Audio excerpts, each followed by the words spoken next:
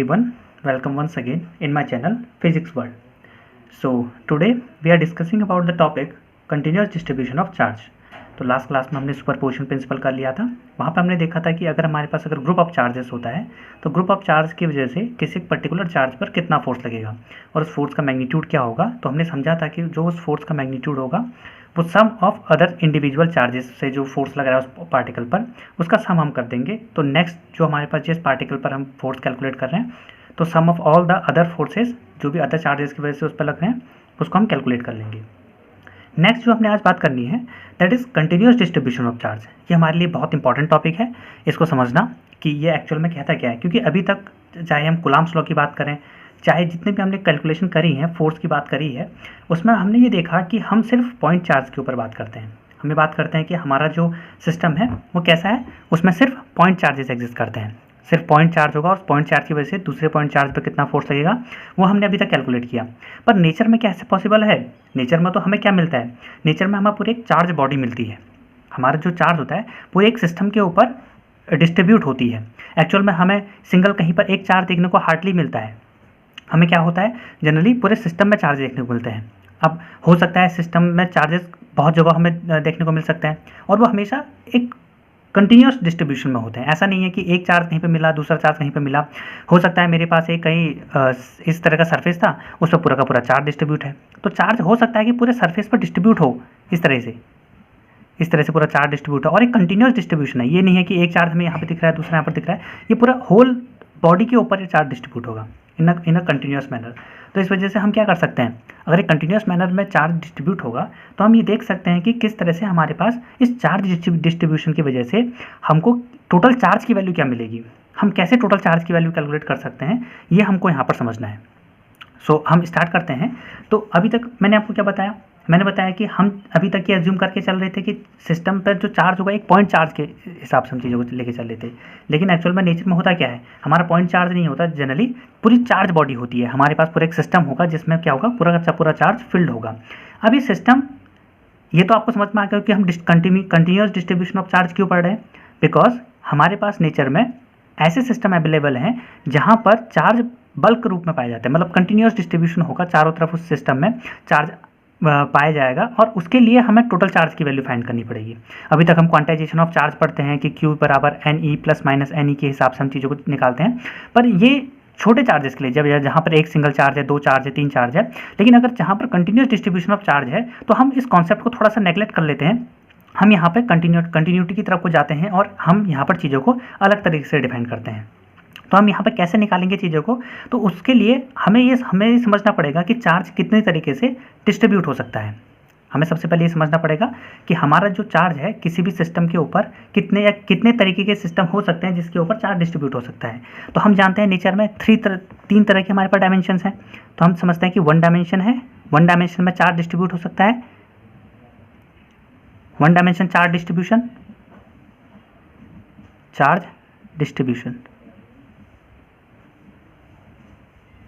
हम ये समझते हैं कि वन डायमेंशन चार्ज डिस्ट्रीब्यूशन होता है। सेकंड, हम समझते हैं कि टू डायमेंशन में भी चार्ज डिस्ट्रीब्यूशन हो सकता है, टू डायमेंशन चार्ज डिस्ट्रीब्यूशन। और सिमिलरली हमारे पास थ्री डायमेंशनल चार्ज डिस्ट्रीब्यूशन हो सकता है, थ्री डायमेंशन चार्ज डिस्ट्रीब्यूशन।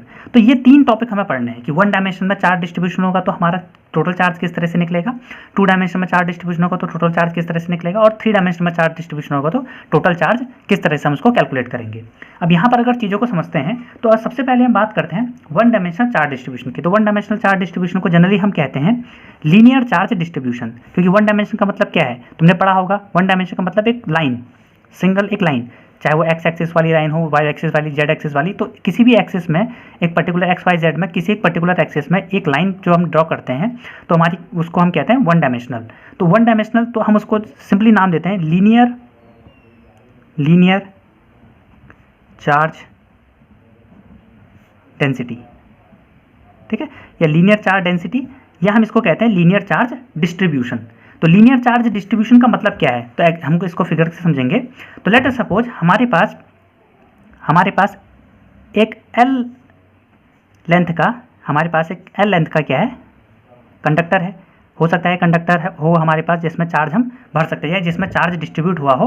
मान लेते हैं इसमें पॉजिटिव चार्ज डिस्ट्रीब्यूट हुआ है, इस तरह से पॉजिटिव चार्ज इसमें क्या हुआ है, डिस्ट्रीब्यूट हुआ है। एल लेंथ का हमारे पास एक चार्ज था, एल लेंथ का हमारे पास एक कंडक्टर था, उसमें हमने क्या किया है, चार्ज को हमने फिल किया है। और ये चार्ज कैसे डिस्ट्रीब्यूट हुआ, हमारे पास मान लीजिए क्यू चार्ज डिस्ट्रीब्यूट हो गया इसके अंदर, टोटल क्यू चार्ज इसमें आया है।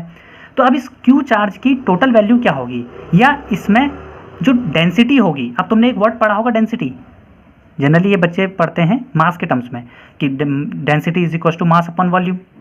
डेंसिटी को जनरली रो से दिखाते हैं और मास पर यूनिट वॉल्यूम के हिसाब से हम चीज़ों को डिफाइन करते हैं। तो डेंसिटी इज इक्वल टू क्या हो गया, मास अपॉन वॉल्यूम। ये मास डेंसिटी है एक्चुअल में, हम यहाँ पे बात कर रहे हैं चार्ज डेंसिटी की। लेकिन चार्ज अब अगर एक लाइन में डिस्ट्रीब्यूट होता है तो डेंसिटी का मतलब कितना है कि कितना, अगर हम मास डेंसिटी की बात करें तो कितना मास कितने एक यूनिट वॉल्यूम में कितना मास एग्जिस्ट करता है, उसको हम उसकी डेंसिटी कहेंगे। ठीक है, कि हमारे पास एक यूनिट वॉल्यूम था, मान लेते हैं कि हमारे पास 1 मीटर लेंथ, 1 मीटर विड्थ और 1 मीटर हाइट का एक क्यूब था। उसके अंदर में हमने एक पर्टिकुलर चीज़ भरी और उसको भरने के बाद जितना उसके अंदर मास आएगा वो उसकी डेंसिटी हो जाएगी, सिंपल सा। ठीक है, तो 1 सेंटीमीटर क्यूब या 1 यूनिट क्यूब के हमारे पास, मान लेते हैं कि हमारे पास एक 1 यूनिट वॉल्यूम है। सो 1 यूनिट वॉल्यूम के अंदर जितना मास आएगा उसकी मास डेंसिटी होगी। लेकिन यहाँ पर हम बात कर रहे हैं चार्जेस की, क्योंकि किसी सिस्टम के अंदर हम कितना चार्ज यहाँ पर फिलअप कर सकते हैं। तो अब ये चार्ज हो सकता है कि एक लाइन में फिलअप हो सकता है कि एक पूरे सरफेस में फिलअप हो। 2 डायमेंशन के अंदर हम देखेंगे सरफेस चार्ज डिस्ट्रीब्यूशन आएगा, और 3 डायमेंशन के अंदर हम देखेंगे कि एक वॉल्यूम चार्ज डिस्ट्रीब्यूशन होगा, जिसमें जो हमारे पास चार्ज होगा वो क्या होगा, पूरे वॉल्यूम पर डिस्ट्रीब्यूट हुआ होगा। तो अगर हम बात करें लीनियर चार्ज डेंसिटी की, लीनियर चार्ज डेंसिटी को जनरली हम रिप्रेजेंट करते हैं लैम्डा से। जैसे हम यहाँ पे मास डेंसिटी को रो से रिप्रेजेंट कर रहे हैं, वैसे जनरली ये ऊपर एक जो मास डेंसिटी होती है हमेशा वॉल्यूम के ऊपर निकाली जा रही है यहाँ पे। तो यहाँ पर हम क्या कह रहे हैं, लीनियर चार्ज डेंसिटी है। तो लीनियर चार्ज, हम एक लाइन पर इस चार्ज की डेंसिटी को कैलकुलेट कर रहे हैं, और वो अगर हम लाइन पर कैलकुलेट कर रहे हैं तो हम उसको रिप्रेजेंट करते हैं लैम्डा से। ठीक है, तो ये सिर्फ नोटेशन है, रिप्रेजेंटेशन करने का एक तरीका है। तो इसको डिफाइन कैसे करेंगे, तो लीनियर चार्ज डेंसिटी को आखिरकार हम डिफाइन कैसे करेंगे। तो linear charge density means the total charge, या तो द चार्ज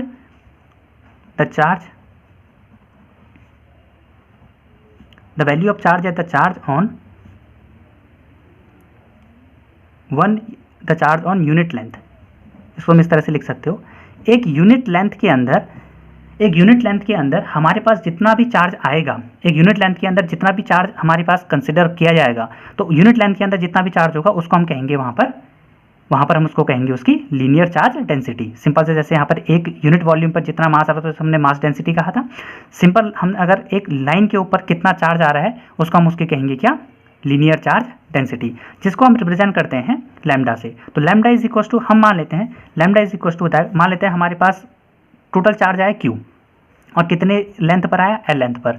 तो हम सपोज कर सकते हैं कि total charge Q divided by per unit length, वो हमारे पास क्या हो जाएगा, charge Q divided by per unit length divided, या पर यूनिट लेंथ हमारे पास जो टोटल चार्ज आएगा किसी भी लाइन में या उसमें, तो हम उसको कह सकते हैं कि एक पर्टिकुलर 1 डायमेंशन में इतना चार्ज डिस्ट्रीब्यूशन होगा। ये हमारे पास क्या है, चार्ज डेंसिटी है। ठीक है, तो ये कहाँ पर डिस्ट्रीब्यूट होती है, एक लाइन में डिस्ट्रीब्यूट होती है। अब आइदर मैंने यहाँ पर एक स्ट्रेट बना दिया था, ये जरूरी नहीं है कि स्ट्रेट ही हो, ये हमारे पास कर्व भी हो सकता है, इस तरह से कर्वी लाइन भी हो सकती है, उसमें भी हमारे पास चार्ज डिस्ट्रीब्यूट हो सकता है। ऐसा कोई हार्ड एंड फास्ट रूल नहीं है, हमारे पास एक 1 डायमेंशन वाला वो थिंग होना चाहिए। तो एक लाइन में अगर चार्ज डिस्ट्रीब्यूशन होता है तो वहाँ पर जो चार्ज को हमें पर यूनिट लेंथ में हमें बताता है वो क्या है, उसको हम रिप्रेजेंट करते हैं चार्ज डेंसिटी से, लीनियर चार्ज डेंसिटी से, लैम्डा से। और वो लैम्डा क्या होता है, चार्ज पर यूनिट लेंथ होता है। ठीक है, अगर मान लेते हैं कि कभी कभार किसी बुक में ऐसा दिया होता है कि हमारे पास एक लेंथ है, उस लेंथ का मान लेते हैं टोटल लेंथ एल है, उसमें चार्ज क्यू डिसाइड है, और इतने हिस्से को हम सपोज करके चलते हैं, इतने हिस्से को, इस लेंथ को हम मान लेते हैं डी एल लेंथ है, ये हमारे पास डी एल लेंथ है। तो इस डी एल लेंथ में हम सपोज कर लेते हैं कि डी क्यू चार्ज आया, इस डी एल लेंथ में डी क्यू चार्ज आया, चार्ज है टोटल।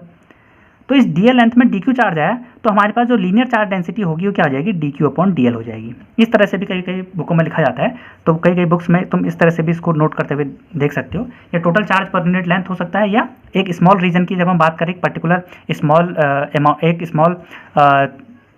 हम लेंथ की बात करें तो स्मॉल लेंथ में कितना चार्ज आता है, इस small charge per unit length, उसी को हम यहाँ पर कैलकुलेट कर लेते हैं। अब यहाँ पर इंपॉर्टेंट चीज़ है इसकी यूनिट क्या होगी, जब हम बात करते हैं यहाँ पर जो लीनियर चार्ज डेंसिटी है उसकी यूनिट तुम्हें पता है, चार्ज की डेंसिटी होती है, चार्ज की यूनिट होती है कूलम, एंड लेंथ को हम मेजर करते हैं मीटर में। तो यूनिट क्या हो जाएगी लैम्डा की, unit of lambda linear charge density वो क्या हो जाएगी हमारे पास, हो जाएगी कूलम पर मीटर, या तुम इसको और करके लिख सकते हो कूलम मीटर इनवर्स। समझ में आया? तो इस तरीके से तुम क्या कर सकते हो, लीनियर चार्ज डेंसिटी को डिफाइन कर सकते हो। होप सो कि तुम्हें ये चीज़ समझ में आई होगी। अगर नहीं आएगा, कहीं पर भी कोई डाउट रहेगा तो कमेंट बॉक्स में कमेंट कर सकते हो। अब नेक्स्ट हमारे पास क्या है, इसी के सेकंड वे में हम सेकंड टर्म में जाते हैं। सेकंड टर्म क्या है हमारे पास, टू डायमेंशनल चार्ज डिस्ट्रीब्यूशन। और टू डायमेंशनल का मतलब क्या है, उसमें लेंथ भी होगी, उसमें विड्थ भी होगी। तो लेंथ भी होगी, विड्थ भी होगी, ऐसा जो हमारे पास सिस्टम होता है उसको हम क्या कहते हैं, कोई सरफेस होगा, कोई प्लेन होगा। तो हम यहाँ पर जो सेकंड टर्म यूज करेंगे वह है सरफेस चार्ज डिस्ट्रीब्यूशन या सरफेस चार्ज डेंसिटी। उस सरफेस चार्ज पर डेंसिटी कितनी है, और जब हम सरफेस चार्ज में डिस्ट्रीब्यूशन कर रहे होंगे, सरफेस पर कोई चार्ज का डिस्ट्रीब्यूशन होगा तो वहाँ पर से सरफेस चार्ज डेंसिटी बनेगी। ये चीज़ क्लियर है? तो हम यहाँ से सपोज करके चल सकते हैं कि लेट अस सपोज हमारे पास एक सरफेस है, एक प्लेन है। हम एक प्लेन को कंसिडर कर सकते हैं। वो प्लेन हो सकता है कि हमारे पास हो सकता है प्लेन हमारे पास क्या हो, एक बिल्कुल राइट डायमेंशन का हो, एक रेक्टेंगल टाइप का हो, और हो सकता है कि हमारा प्लेन थोड़ा सा इस तरह से नॉन यूनिफॉर्म टाइप का हो। तो उसके अंदर हमने चार्ज को फिल करा है, मान लेते हैं पॉजिटिवली चार्ज हमने किसी एक प्लेन में भरा है, इस तरह से ये पूरे एरिया में आ रहा है, इस प्लेन के पूरे एरिया में आ रहा है। हाँ, और एक चीज़ मैं यहाँ पर तुम्हें इन्फॉर्म कर देता हूँ, यहाँ पर अगर कोई एग्जांपल तुम देखना चाहो, लीनियर चार्ज डिस्ट्रीब्यूशन के टर्म्स में कोई एग्जांपल तुम देखना चाहोगे, तो हो सकता है कि हमारे पास एक रिंग थी। मान लेते हैं कि हमारे पास एक आर रेडियस का एक रिंग थी, उस रिंग के अंदर हमने चार्ज को भरा था, इस तरह से चार्ज भरा है। तो चार्ज पर यूनिट लेंथ, यहाँ पर लैम्डा की वैल्यू क्या हो जाएगी, मान लीजिए क्यू चार्ज हमने इसके ऊपर भरा है, ठीक है, क्यू चार्ज इसके ऊपर फील्ड है, ठीक है। तो क्यू चार्ज है, तो इसमें जो लीनियर चार्ज डेंसिटी होगी क्या होगी, क्यू अपॉन लेंथ। तो इस पूरे सर्कल की लेंथ क्या होती है, तुम्हें पता है कि एक सर्कल की लेंथ उसकी सर्कमफ्रेंस होती है। तो सर्कमफ्रेंस होती है तो क्या हो जाएगा, ये हो जाएगा 2 पाई, हमने स्मॉल आर इसकी रेडियस मानी है तो 2 पाई आर। तो क्यू अपॉन 2 पाई आर, इसमें क्या हो जाएगा हमारे पास इस सर्कल के लिए charge density, linear charge density की वैल्यू होगी q upon 2 pi r. Similarly यहाँ पर अगर हम सरफेस चार्ज डेंसिटी की बात करें तो सरफेस चार्ज डेंसिटी में हम क्या कहते हैं, सरफेस चार्ज डेंसिटी में मान लेते हैं कि हमारे पास एक सरफेस था, उसका एरिया है ए। हम मान लेते हैं कि एरिया ए है इस सरफेस का, और इसमें हमने क्यू चार्ज, सिमिलर चार्ज हमने इसमें भी भरा है। मान लेते हैं कि क्यू चार्ज हमने इसमें दिया है, तो क्यू चार्ज अगर इसमें होगा तो सरफेस चार्ज डेंसिटी को हम डिफाइन कैसे करेंगे, तो सरफेस चार्ज डेंसिटी को डिफाइन करते हैं सिग्मा से। ये नोटेशन है सिग्मा, इसको हम सिग्मा कहते हैं। तो सिग्मा नोटेशन से हम इसको डिफाइन करेंगे, और वो होता क्या है, तो सिग्मा जो नोटेशन होता है, सिग्मा मतलब हमारे पास surface charge density is total charge पर यूनिट एरिया। तो एक पर यूनिट एरिया में, अब ये भी डेंसिटी से ही रिलेटेड है, तो टोटल चार्ज हमने जो भरा है पर यूनिट एरिया में वो कितना भरा है उसको हम कहेंगे यहाँ पर सरफेस चार्ज डेंसिटी। तो similarly sigma is equal to क्या हो जाएगा, चार्ज पर यूनिट एरिया। तो होप सो आपको यहाँ तक क्लियर समझ में आ रहा होगा कि किस तरह से हमारे पास चार्ज का डिस्ट्रीब्यूशन हो सकता है। चार्ज का डिस्ट्रीब्यूशन हमारे पास लेंथ में भी हो सकता है, एक पर्टिकुलर लाइन में भी हो सकता है। मेरे पास बहुत चार्ज था तो पूरे सरफेस पूरे लाइन में, लीनियर चार्ज एक पूरे लाइन में डिस्ट्रीब्यूट हुआ है। सिमिलरली हमारा चार्ज पूरे एक एरिया पे एक हो सकता है कि इसी तरह का हमारे पास एक प्लेन हो, इस प्लेन में पूरा चार्ज अगर डिस्ट्रीब्यूट होगा तो उसमें लेंथ और विड्थ है, हाइट तो है नहीं, तो उस जो हमारे पास लेंथ और विड्थ से कोई भी टर्म बनता है तो वो एरिया बनेगा वहाँ पे। तो एरिया में चार्ज डिस्ट्रीब्यूट है, तो उस एरिया में जो चार्ज डिस्ट्रीब्यूशन को हम सरफेस चार्ज डेंसिटी कहेंगे। अब हो सकता है कोई प्लेन हो सकता है कोई हमारे पास कोई और चीज़ हो। अब इसका एग्जांपल अगर तुम देखोगे, पहले हम इसकी यूनिट की बात कर लेते हैं। तो unit of surface charge density sigma, तो इसकी यूनिट क्या होगी, तो यूनिट हमारे पास होगी यहाँ पर, जो हमारे पास यूनिट आएगी यहाँ पर उसको हम कहेंगे चार्ज की यूनिट होगी कूलम, यूनिट ऑफ सिग्मा। तो हम कहेंगे चार्ज की यूनिट होगी क्या हमारे पास कूलम, और हमारे पास एरिया की यूनिट क्या होती है, metre square, metre into metre length into breadth, तो मीटर स्क्वायर हो जाएगी, या इसको तुम क्लिक कर सकते हो और कूलम मीटर -2, इस तरह से भी तुम इसको लिख सकते हो। तो ये होगा हमारे पास सरफेस चार्ज डेंसिटी। अब इसको अगर हम इसका एग्जाम्पल देखना चाहें, सिंपल सा एक छोटा सा एग्जाम्पल देख लेते हैं यहाँ पे। तो मान लेते हैं कि हमारे पास क्या है, हमारे पास एक, अगर मैं एग्जांपल देखूंगा तो हम मान लेते हैं कि हमारे पास एक क्या है, एक फुटबॉल है, फुटबॉल के जैसा का एक शेप का एक स्फीयर है। तो खोखला है, अंदर से उसमें कोई भी चीज़ नहीं भरी है, खोखला है, हॉलो स्फीयर हम मान सकते हैं, हॉलो स्फीयर, ठीक है, कंडक्टिंग स्फीयर पे इसमें हमने चार्ज भरा, तो अगर हम इसमें चार्ज भरेंगे तो इसके पूरे सरफेस पर चार्ज डिस्ट्रीब्यूट होगा। और हम जानते हैं कि लेट अस सपोज ये जो स्फीयर है वो रेडियस आर का है, ये सेंटर से इसकी रेडियस क्या है, आर रेडियस के है। तो अगर ये आर रेडियस का इसमें हम अगर चार्ज भरेंगे, फिल करेंगे, तो चार्ज हमारे पास क्यू चार्ज हुआ। और तुम्हें पता है एक हॉलो स्फीयर का एरिया क्या होता है, हम जानते हैं सिग्मा बराबर क्या हो जाएगा, चार्ज, इसमें टोटल चार्ज है क्यू पर unit area, area of this hollow sphere. और तुम जानते हो कि इसी हॉलो स्फीयर का जो एरिया होता है, स्फीयर का एरिया क्या होता है, 4 पाई आर स्क्वायर। ये तुम्हें पता होना चाहिए। ये है हमारे पास 4 पाई स्मॉल आर, अगर हमने स्मॉल आर मानेंगे तो 4 पाई आर स्क्वायर। तो इस तरह से क्या हो जाएगा, जो चार्ज डिस्ट्रीब्यूशन होगा, चार्ज डेंसिटी होगी किसी भी हॉलो स्फीयर की, वो क्या होगी, Q upon 4 pi r square. तुम इसको इस तरह से नोट कर सकते हो। फाइनली अब हमारे पास आता है, जो नेक्स्ट टर्म आता है वो क्या है हमारे पास, वॉल्यूम चार्ज डेंसिटी।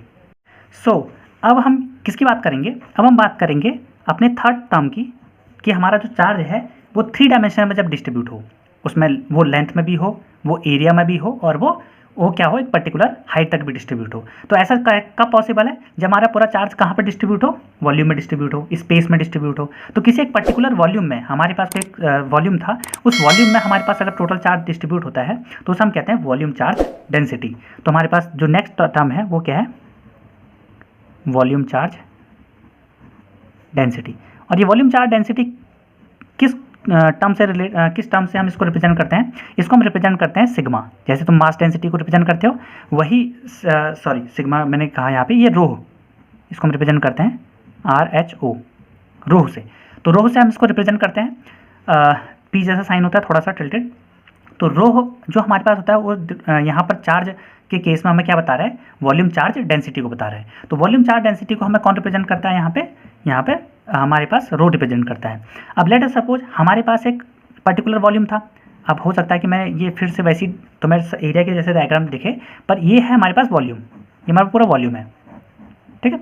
इस वॉल्यूम के अंदर हमने पूरा चार्ज भरा हुआ है, क्योंकि अब मैं 2 डायमेंशन और 3 डायमेंशन में यहाँ पर डिस्टिंग्विश नहीं कर पाऊंगा तुम्हारे लिए, क्योंकि ये जो हम काम कर रहे हो 2 डायमेंशन में है। तो इसको तुम सपोज करके चलना कि हमारे पास एक हार्ड कोई बॉल टाइप का है, या कोई ऐसी चीज़ है, कोई पत्थर टाइप का है, जिसमें हमारे पास ऐसा उसका इरेगुलर शेप है जो 3 डायमेंशन में हो, उसमें हाइट भी हो, लेंथ भी हो और विड्थ भी हो। और इसका जो वॉल्यूम है उसको मान लेते हैं वो कैपिटल V है। और इसमें जो हमने चार्ज भरा है, मान लेते हैं हमने Q चार्ज भरा है वही पॉजिटिव चार्ज हमने इसमें भी दिया हुआ है। तो अब हम यहाँ पर रो को डिफाइन कैसे करेंगे, वॉल्यूम चार्ज डेंसिटी को डिफाइन किस तरह से करेंगे। तो सिंपल है, जैसे हमने लीनियर चार्ज डेंसिटी को किया, जैसे हमने सरफेस चार्ज डेंसिटी को किया, हम यहाँ भी कर सकते हैं कि द टोटल चार्ज या चार्ज डिस्ट्रीब्यूटेड या charge on per unit volume. तो पर यूनिट वॉल्यूम में चार्ज की जो भी होगा उसे हम कहेंगे वॉल्यूम चार्ज डेंसिटी। तो चार्ज पर यूनिट वॉल्यूम, तो चार्ज पर यूनिट वॉल्यूम को ही हम क्या कहते हैं, वॉल्यूम चार्ज डेंसिटी कहते हैं। तो चार्ज पर यूनिट वॉल्यूम का मतलब क्या है, rho equal to charge Q upon volume. इस तरह से तुम इसको डिफाइन कर सकते हो। अगर तुम्हारे पास अगर किसी एक स्मॉल हिस्से का तुमसे पूछे, मान लेते हैं कि तुम्हारा एक स्मॉल dV वॉल्यूम था, मान लेते हैं इस dV वॉल्यूम का तुमसे क्या पूछे, dV वॉल्यूम का तुमसे चार्ज पूछे कि इसमें टोटल चार्ज कितना है, इसकी चार्ज डेंसिटी क्या है, तो तुम कैसे निकालोगे। तो अगर ये वॉल्यूम dV है तो इसमें चार्ज भी तो dQ आएगा, थोड़ा सा स्मॉल चार्ज आएगा। तो हमने मान लिया कि स्मॉल चार्ज इस हिस्से का dQ है, स्मॉल वॉल्यूम dV में, तो इसका जो चार्ज डेंसिटी होगी तो इस तरह से भी हम रिप्रेजेंट कर सकते हैं, dQ अपॉन dV। इस तरह से भी हम इसको लिख सकते हैं। और इसकी जो यूनिट होगी, सिंपल सा यूनिट क्या हो जाएगी, यूनिट हमारे पास हो जाएगी, चार्ज को हम कहते हैं कुलाम, और वॉल्यूम के लिए हमारे पास क्या आएगा, मीटर क्यूब।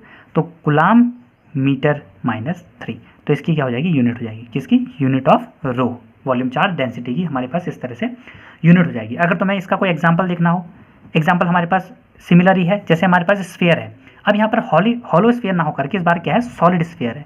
मान लेते रेडियस r का क्या है, इसमें क्या है, सॉलिड स्फीयर है। अब इसके पूरे वॉल्यूम के अंदर भी चार्ज भरा हुआ है, पूरे सिस्टम में चार्ज भरा हुआ है। जैसे अभी हमने फुटबॉल का एग्जांपल लिया था, उसके तो पूरे सरफेस पे भरा था, अंदर नहीं था, अंदर खाली है वो, उसमें कोई चार्ज नहीं है। लेकिन यहाँ पर अगर हम बात करेंगे वॉल्यूम चार्ज डिस्ट्रीब्यूशन की, तो ये सॉलिड स्फीयर है, सॉलिड स्फीयर के अंदर हमारा पूरा चार्ज भरा हुआ है। मान लेते हैं इस तरह का टोटल चार्ज हमारे पास Q चार्ज भरा हुआ है। तो अगर ये Q चार्ज हमारी इसमें भरा होगा और सेंटर से इसका जो रेडियस है वो स्मॉल r है, तो इसके लिए जो हमारे पास वैल्यू होगी, अगर इसके लिए हम वैल्यू निकालें किसकी, वॉल्यूम चार्ज डेंसिटी की, तो क्या होगा, सिंपल सा चार्ज पर यूनिट, मान लीजिए इसमें टोटल चार्ज Q आया, तो चार्ज पर यूनिट वॉल्यूम, ठीक है।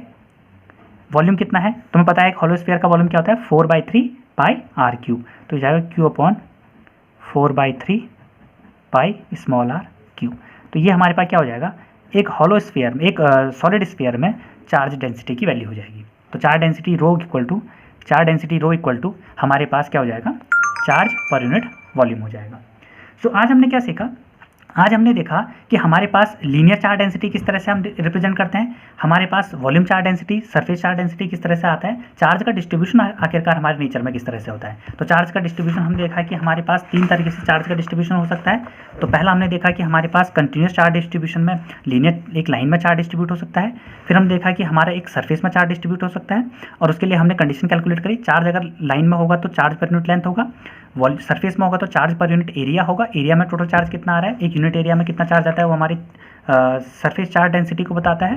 सिमिलरली हमारे पास एक वॉल्यूम में कितना चार्ज आता है वो हमको क्या बताता है, वॉल्यूम चार्ज डेंसिटी के बारे में बताता है। तो एक यूनिट वॉल्यूम में जितना चार्ज आएगा उसके हम बात करेंगे, वो हमारे पास क्या होगा, वॉल्यूम चार्ज डेंसिटी। सो यहाँ तक रहा ये डिस्ट्रीब्यूशन चार्ज की बात। तो इसमें कोई भी डाउट अगर तुम्हें हो तो तुम कमेंट सेक्शन में कमेंट कर सकते हो, होपफुली मैं तुम्हारा डाउट सॉल्व कर पाऊँ। और इसमें नेक्स्ट जो टॉपिक होगा हमारे पास, तो इस कंटिन्यूस डिस्ट्रीब्यूशन चार्ज की वजह से कहीं ना कहीं फोर्स भी लगेगा, तो फोर्स की वैल्यू हम कैलकुलेट करेंगे कि एक चार्ज है, उस चार्ज पर इस कंटिन्यूस डिस्ट्रीब्यूशन की वजह से कितना फोर्स लगता है, हम उस फोर्स को भी कैलकुलेट करेंगे, वो हम नेक्स्ट क्लास में करेंगे। ठीक है, तो यहाँ तक अगर तुम्हें समझ में आएगा तो मेरे चैनल को सब्सक्राइब करना, लाइक करना और वीडियो को शेयर करना। Thank you.